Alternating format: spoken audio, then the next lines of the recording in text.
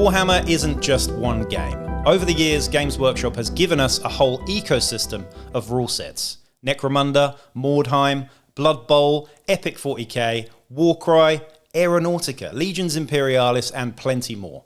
Each one is unique, but they all share the same design DNA. And that raises an interesting question. What happens if you combine them? What if Necromunda gangs played brutal games of Blood Bowl in the Underhive? What if you combine the alternate activations and simplicity of Warcry with something like Mordheim? What if Horus Heresy games zoomed down into kill team missions inside the Siege of Terror? And what if Aeronautica dogfights decided the outcome of Legions Imperialis battles, and those battles led into skirmishes on the ground? Today, we're taking a deep dive into the idea of Warhammer hybrid games, mixing mechanics we love while smoothing out the bits we don't, highlighting possible mashups like Mordheim and Warcry, Necromunda and Blood Bowl, and many more, and exploring the idea of linking whole systems together into narrative campaigns. This isn't just about rules, it's about storytelling, immersion, and building the kind of connected Warhammer universe we've always dreamed about. One of the most important things to remember is that every Games Workshop system is closely related. Whether it's a fantasy setting or a sci-fi setting, they all run on a typically British D6 chassis. Most of these games share familiar stats like movement, strength, toughness, leadership, and lots of tables for hitting stuff and doing other things. And almost all of them are about varying scales of warfare, from little skirmishes into full war games. Whether it's fantasy sports like Blood Bowl, the Grimdark of Necromunda, or a kill team squad,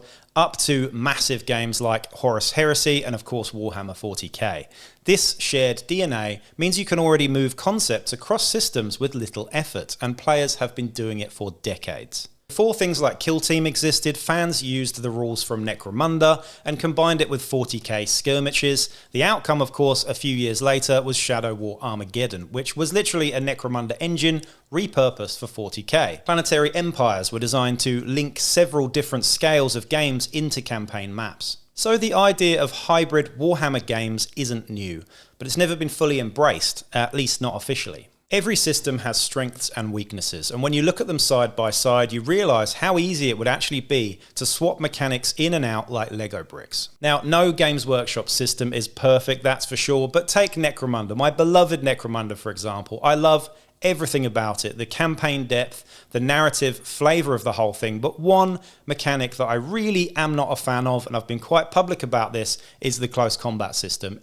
Due to power creep, it really does depend on who charges first. Now, pretty much always wins. There's very little back and forth. How would you fix that? Well, you'd borrow a mechanic from another game. Now, off the top of my head, you could go with something like Warcry, which is still very simple but involves critical hits and things like that if you wanted to keep it streamlined. You could also go with something like Middle-earth Strategy Battle Game, which has a notoriously good rule set, by the way, and if you took this approach and put it into Necromunda, it would make for some awesome stuff. However, you could also go with the Horus Heresy Challenge system that's been brought in with 3.0. I absolutely love this. This is the most cinematic Warhammer system sort of close combat thing that I've ever used, to be honest, and I'm seriously considering this one. But there is literally nothing stopping you combining different mechanics from different rule sets. You can just reskin it the way that you want. There's no set way to play these games. You take the core rules and you use them the way you want to use them. And that's why I love something like Necromunda, because there's lots of customization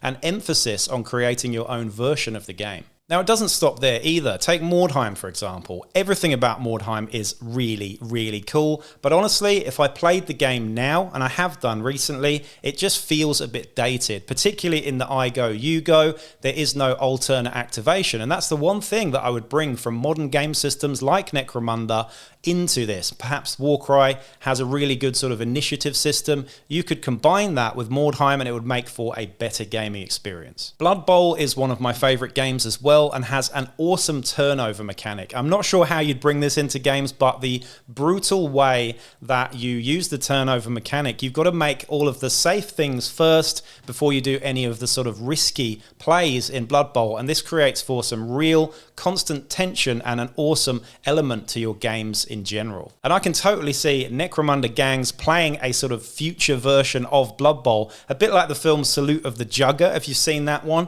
You could combine those two elements, perhaps get rid of the grid system from Blood Bowl and use ranges and things like that and create a really dynamic, cinematic, awesome experience using those two systems. Flipping it on Mordheim for a second, Warcry is streamlined and modern and has alternate activations among other things, but the problem with Warcry that I've found is it lacks campaign crunch. It doesn't have a huge amount of soul to it, but the actual core rules are excellent. Of course, again, combining that with Mordheim's campaign system, you've got something truly incredible. If you look at things this way, suddenly we've got a whole menu of mechanics, things to pick and choose from, things we can combine to smooth out weaknesses and emphasize the fun. Because at the end of the day, we're playing with toy soldiers, we probably should be having fun doing it. Let's talk about actual hybrid concepts. Some of these are already floating around as fan projects, but they're worth exploring in detail. Take Inquisimunda, for example. You can guess what that is, the Inquisitor stuff combined with the Necromunda stuff from N95. Basically, we took a very complex RPG in Inquisitor and combined it with the scale and some of the rule set from Necromunda. That is available online. You can download the PDFs for that, and it is awesome. Loads and loads of narrative depth and flavour. While I was in Melbourne, I had a friend who combined the Kill Team rule set, which is an excellent rule set, by the way. It just doesn't have any real soul to it, with a sort of RPG mechanic and sort of AI stuff that all the Greeblies did. That was really cool too. And going back to the Necromunda and Blood Bowl thing again, those are two of my favourite games, by the way. I've already started writing a rule set to combine all of the different gangs and factions into the Blood Bowl rule set. So stay tuned for that one. I'll probably do a PDF on it. But just imagine the gangs of the Underhive running their own gladiatorial leagues. The field isn't a perfect astrogranite pitch, it's a rusted sump platform half falling into toxic sludge. House Escher against House Goliath. One side relies on speed and poison, the other on brute strength. The rules almost fit already. Gangs have stats close to Blood Bowl players, and the narrative of sport as war is built into the lore. Now here's where it gets really exciting. Instead of just hybridizing rule sets, what if you actually linked whole game systems together in campaigns? Picture this, an Horus Heresy campaign over an entire weekend that combines different versions of the setting into one huge event. Of course, you could go with the actual Horus Heresy 3.0 in here somewhere. You could scale it out to perhaps Legions Imperialis to do much bigger games, and of course zoom back down into skirmishes in Zone Mortalis and stuff. You could also do Aeronautica Imperialis for some sort of dogfighting battles, and also combine it